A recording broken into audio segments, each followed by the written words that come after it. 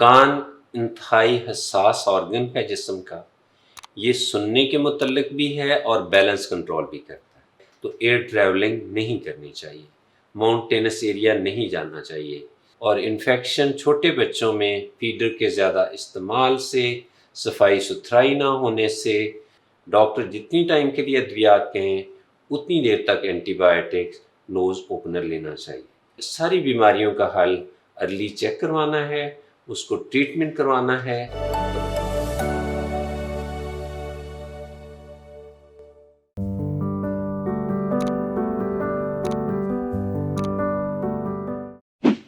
अस्सलाम वालेकुम।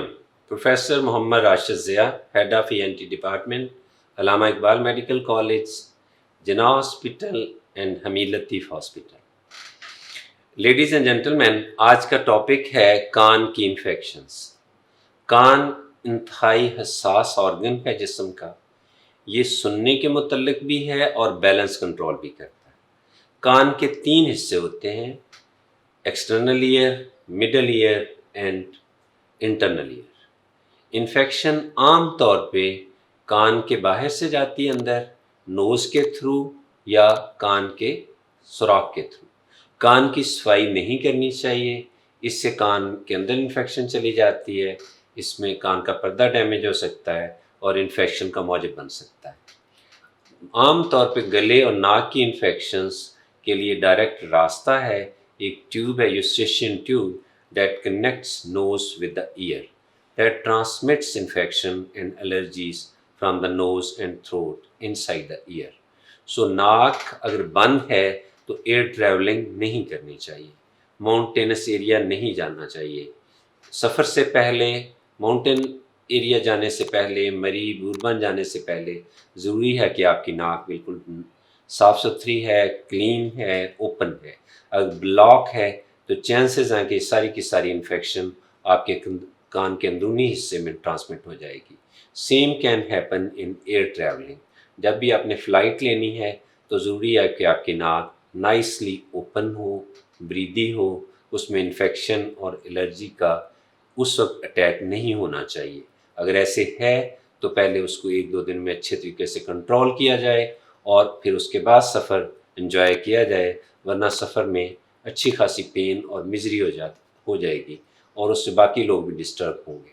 कान में इन्फेक्शंस आम तौर पे एलर्जी से, इन्फेक्शन से, और इन्फेक्शन छोटे बच्चों में फीडर के ज़्यादा इस्तेमाल से, सफाई सुथराई ना होने से, और फीडिंग ज़्यादा लंबी देर करने से, फीडिंग लेट के कराने से, वो मदर फीड करवा रही है या उससे भी अच्छी बात जो नहीं है बॉटल फीडिंग करवाई जा रही, वो भी सोते हुए बच्चे को फीडर दिया जा रहा, तो ये इन्फेक्शन की एक बड़ी वजूहात है। इन्फेक्शन हो गई है तो अपने नज़दीक तरीन डॉक्टर को फ़ौरन दिखाएं, टाइमली मेडिसिन लें। ये 99 नहीं 100% कंट्रोलेबल है स्टार्ट पे। जब ये इन्फेक्शन काफ़ी हफ्तों तक चल जाती है तो उसके कंट्रोल करना काफ़ी मुश्किल हो जाता है, क्योंकि कान के अंदर वो काफ़ी प्रॉपर जगह बना लेते हैं जर्म्स, तो फिर लंबी देर तक ऑन एंड ऑफ इन्फेक्शन होती रहती है।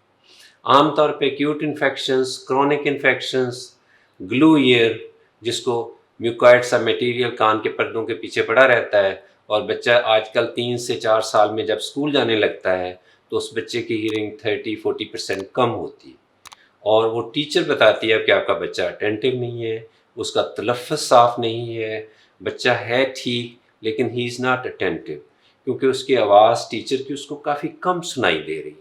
उसको एक अच्छा खासा साफ़ सुथरा बोलने वाली भी टीचर भी उसको शक पड़ रहा है कि she is saying something but he is unable to, student and child is unable to understand the teacher. That's a big problem कि बच्चा सुन ही नहीं पा रहा प्रॉपरली कि टीचर ने क्या कहा है। ये एक बड़ा मसला है और ये सारी बीमारियों का हल अर्ली चेक करवाना है, उसको ट्रीटमेंट करवाना है, और ये सारी की सारी बीमारियां most often 95% with simple medicine, simple care and जल्दी वीनिंग करने से, बच्चे को फीडर के कम इस्तेमाल से, बच्चे को बिठा के दूध पिलाने से बहुत सारी सॉल्व हो जाती है। डॉक्टर जितनी टाइम के लिए अद्वियात कहें उतनी देर तक एंटीबायोटिक्स, नोज़ ओपनर लेना चाहिए। जब भी बच्चा छोटा होता है 3-4 साल तक वो नोज़ को प्रॉपर क्लीन नहीं कर पाता, तो उसमें सेलिनेस के ड्रॉप्स, सिंपल सेलाइन के ड्रॉप्स ज़रूर डालने चाहिए। ये बिल्कुल ऐसे है जैसे बड़ा बंदा नाक को फ्लश करता है, वज़ू करता है। सो ज़रूरी है कि आप कम से कम अद्वियात इस्तेमाल करें, डॉक्टर की एडवाइस के मुताबिक अद्वियात लें।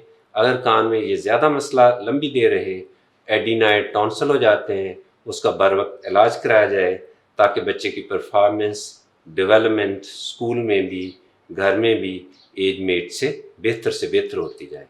सो आपको कभी भी किसी भी तरह का परेशानी हो, कोई हेल्थ का इशू हो, तो तिब्बी के चैनल से आप हमारे से रब्ता कर सकते हैं। ये एक बहुत अच्छी और positive services around the clock available हैं। You can contact us, we are very much here to help you. Thank you very much.